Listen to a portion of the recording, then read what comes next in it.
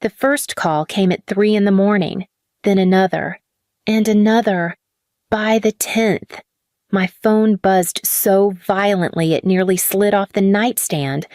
When I finally answered, Lauren Grant's voice, the CEO of Harbor Rise, trembled through the speaker.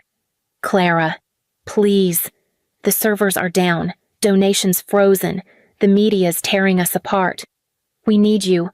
For a second, I thought I was still dreaming. Yesterday, this same woman had given me 1 hour to pack my things and leave. Now she was begging me to save the company that had just erased me.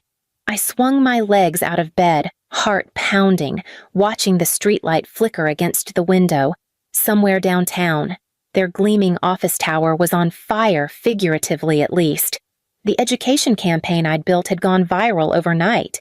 Viewers flooded the site after my interview aired, but no one there knew how to handle the traffic. The donation system was dead, the database overloaded, and every headline in Boston was now asking one question. Where's the woman from Channel 7? That woman was me, and I was no longer their employee. My name is Clara Wynn, 41, communications architect, patient by nature, but patience has limits.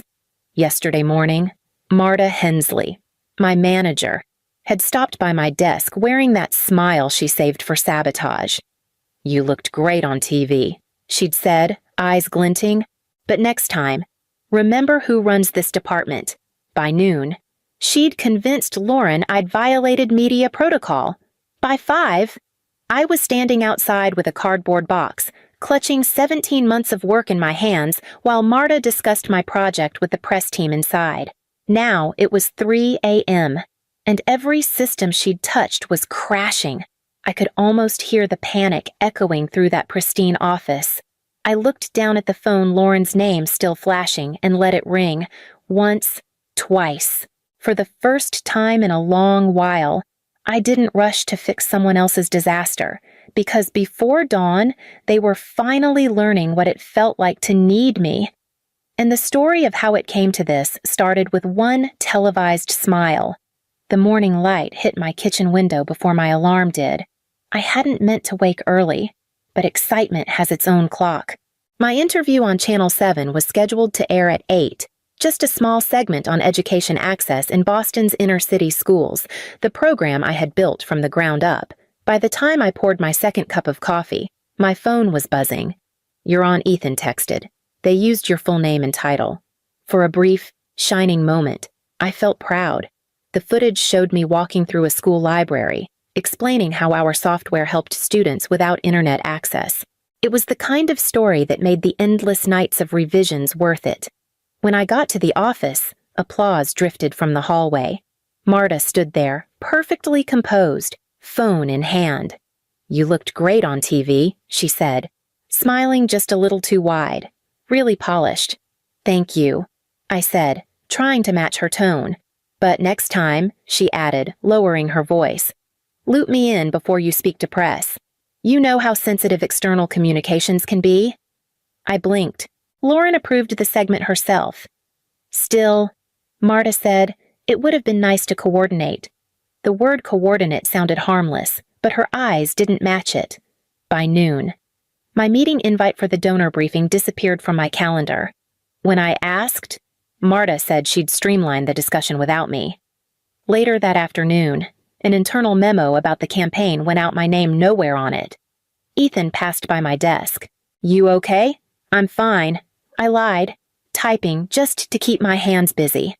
Marta's laughter floated down the hall, bright and brittle. She was already briefing the CEO, twisting her version of events into something I couldn't quite hear. That night, as the local station replayed the interview, I watched it again, searching for the moment things shifted. The instant pride turned into danger. It took less than a day for a smile to become a weapon. By Thursday afternoon, the air in the office felt heavier than usual, the kind of silence that meant something had been decided without me. My inbox showed 3 missed calls from Marta and 1 calendar update titled Urgent Compliance Review. When I stepped into the conference room, she was already there, sitting beside Lauren, our CEO. A printed report rested neatly in front of her, stapled and highlighted. "Clara," Lauren began. Her tone clipped. "We've received notice that your Channel 7 interview may have violated grant compliance terms with the Massachusetts Education Board." I stared at her. "That can't be right. The segment was pre-approved. I sent every talking point to your office." Marta spoke softly. Too softly. "You did send notes." "Yes, but the final broadcast mentioned data metrics from last quarter. Those were part of the grant's restricted materials. Even minor disclosures could risk the entire funding." "That's not true," I said, my voice tightening. "Those figures were already published in our annual report." Lauren didn't look at me. "The board expects a written response by tomorrow. For now, we need to demonstrate immediate corrective action." My pulse pounded in my ears. "You're firing me over a segment you approved." "It's not about blame," Marta interjected smoothly. "It's about containment. Containment." The word landed like a verdict. By the time HR arrived, my desk was already half cleared. People avoided eye contact as I walked back to my office. Ethan stood near the copier, frozen. "They said you breached contract," he whispered. "I didn't," I said quietly, pulling the small plant from my desk. "But that won't matter now." Through the glass partition, I saw Marta gesturing to the communications team, voice bright and urgent. She was leading a new meeting titled Damage Assessment and Next Steps. Outside, Boston's harbor glimmered against the fading light. Indifferent, inside, my career was already being rewritten, line by line, in someone else's words. The HR manager handed me a cardboard box and spoke as if reciting a policy manual. "You have 60 minutes to collect your belongings. Security will escort you out." Her voice trembled just enough to remind me she hated being the messenger. I nodded, my throat dry. 60 minutes is generous," I said. I walked back to my office, the sound of my heels dull against the carpet. My mug sat on the corner of my desk, white porcelain with fading blue letters that read, "Do good work." Next to it, a photo of my mother. She'd been the kind of woman who refused to ask twice for anything, especially respect. Lauren appeared in the doorway, arms folded. She didn't step inside. "I'm sorry, Clara," she murmured. "It's out of my hands." I looked at her, really looked. Her perfect posture, her immaculate jacket, the faint smell of coffee and fear. "It's not out of your hands," I said quietly. "You just didn't want to use them." Her eyes flickered, but she said nothing. She turned away before the silence could settle. I began packing a few files I'd written, the plant Ethan had given me on my birthday, the framed certificate from the State Education Board signed by the same officials Marta now claimed I'd offended. Ethan appeared by the door, guilt written across his face. "They won't even let me download your templates," he whispered. "Don't," I told him. "Let them figure it out." When the security guard arrived, he hovered awkwardly as I sealed the box. I gave the room one last glance. It already looked like it belonged to someone else. At the elevator, Marta passed me without stopping. "Tough day," she said, the corner of her mouth curving upward. I met her eyes. "You'll regret this." "Marta, not because I'll fight you, but because you'll need me when it's too late." Her smile faltered for the first time. Outside, the Boston wind bit through my coat. Across the harbor, the office tower shimmered under its logo, bright and hollow. I tightened my grip on the box and kept walking. By midnight, my phone wouldn't stop vibrating. Notifications blurred into a single stream of sound mentions, tags, reposts. Someone had clipped my interview from Channel 7 and uploaded it to every social platform imaginable. The caption read, "This woman built a system that gives every child internet access. Why isn't she running the company within hours?" It had over 100,000 views, comments poured in teachers, parents, students thanking me by name. The kind of recognition I'd dreamed of came, but it came at the wrong time.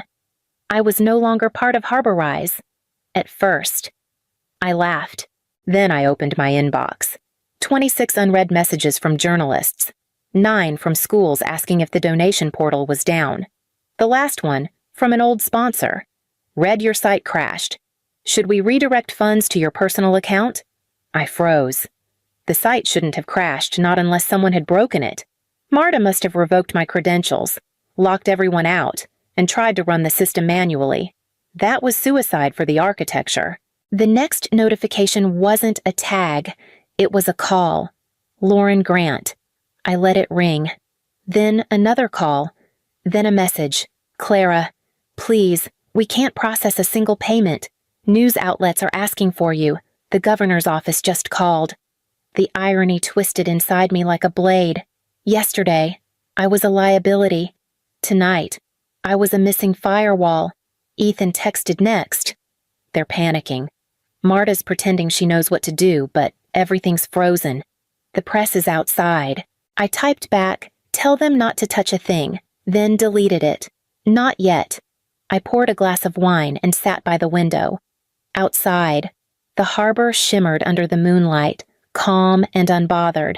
Somewhere in that glittering skyline, the company was burning from the inside out. My phone buzzed again. Lauren, this time calling from a different number. I watched it light up the room, the name reflected on the glass. The woman they fired for being too visible was now the only one anyone could see. At 3:17 in the morning, I finally answered. Lauren's voice cracked before she even said hello. Clara, thank God, everything's down. We can't process donations. We can't access the back end, and Marta's. She stopped herself, then exhaled. Please, I don't care what it takes. We need you. I leaned back against the couch, letting her words settle. You already told me what it takes, I said softly. Yesterday. 60 minutes to erase me. Silence stretched across the line. I could hear the frantic clatter of keyboards in the background, the echo of panic. Clara, she tried again. I made a mistake, but if we don't get the system up before sunrise, we could lose the entire state partnership. I kept my tone even. If I help you, I have conditions. I'll sign whatever you want, she said too quickly. Not whatever, I corrected.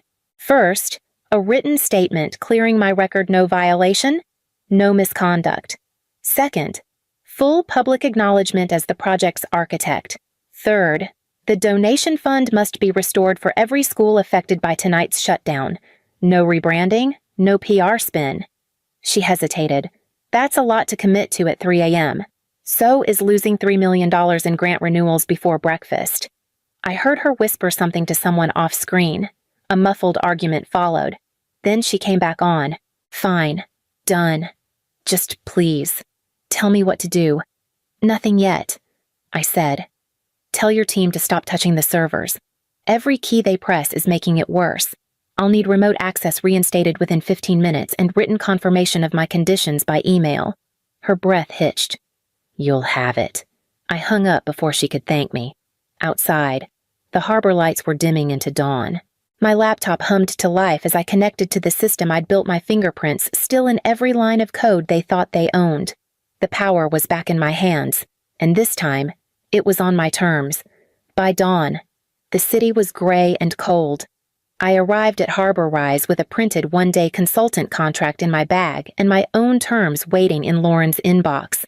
The guard at the front desk gave me a quick, uneasy nod everyone must have known by now. Inside, chaos pulsed through every hallway. Phones rang without answer. Screens blinked red. Half the staff crowded around the conference table, whispering about headlines they couldn't control. Marta stood in the middle of it all, clutching a tablet, barking orders to no one in particular. Check the proxy logs again, she snapped. And someone call the PR firm. I want a new statement drafted within the hour. Lauren spotted me before Marta did. Clara, thank God. She crossed the room. You have full clearance. The team will follow your direction. Marta turned sharply. Her direction, Lauren. She doesn't even work here anymore. Not true, I said, setting down my laptop. I do for one day. And in that one day, you're going to let me fix what you broke. The room went still. I sat, opened the laptop and began typing. The system logs were a mess, layers of overwritten commands, failed attempts to patch the donation portal manually. Within minutes, I found the issue. They'd disabled the load balancer entirely, forcing every request through one channel. Who thought this was a good idea? I asked. Eyes still on the screen. Marta's voice cracked. We were under pressure. I did what I thought was best. I glanced up. You shut off the safety valves and then wondered why it flooded. Lauren stepped in quietly. Just fix it. Clara. By 11:30. The site was stable again. Donations processed normally. Social media feeds turned from outrage to gratitude. A reporter outside shouted through the glass.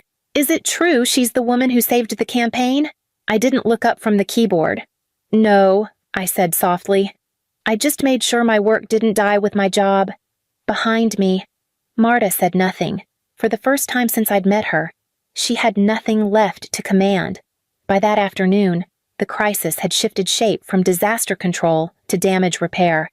Reporters filled the lobby, cameras glinting like flashbulbs from another life. Lauren's assistant appeared at my desk with a nervous smile. Channel 7 requested a live update. They want you on camera again. I glanced up from my laptop. You mean the same station that got me fired? She hesitated.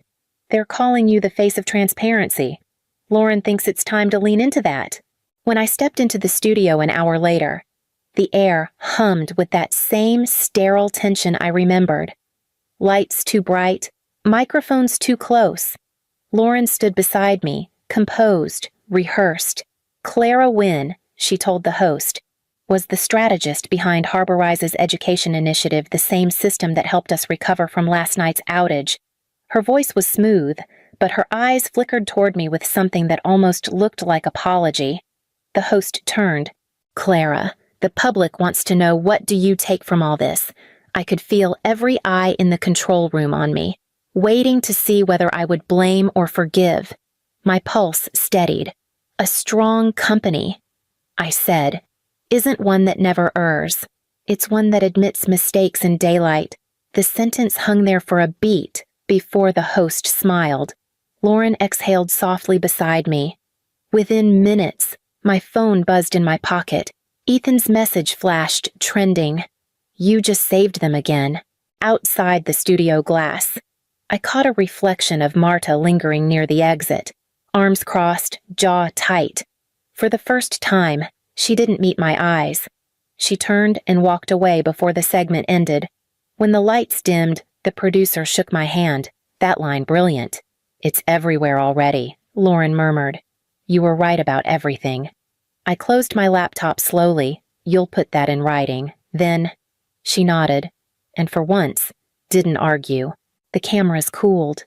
The applause faded, and the truth I'd spoken on air echoed longer than either of us expected. The building felt strangely quiet that evening, as if the chaos had finally burned itself out. I was gathering my things when the elevator door slid open and Marta stepped out. She looked different, hair undone, eyes rimmed red. Security lingered a few feet behind her, holding a cardboard box just like the one I'd carried out 2 nights ago. She stopped in front of me. You think you've won! Her voice trembled, trying to sound sharp and failing. You ruined my career. I set my laptop on the counter. I didn't ruin it. Marta, you did when you mistook control for leadership. Her jaw tightened. You think you're better than me because you were on television. Because Lauren needed you for one night, I think I did my job, I said evenly. And I didn't need to step on anyone to do it. She laughed once, hollow and tired. You have no idea what it's like being overlooked, fighting twice as hard to prove yourself. I met her eyes. I do know. I just chose not to fight by destroying someone else. For a moment. She said nothing. The security guard shifted his weight. Uncomfortable. Lauren appeared from down the hall, clipboard in hand. Her tone was calm, but final. Marta, your exit paperwork is complete. HR will finish the deactivation process downstairs. Marta turned to her. After everything I did for this company, Lauren cut her off. After everything Clara did for this company, you should be thanking her for leaving you with something to rebuild." The guard gestured toward the elevator.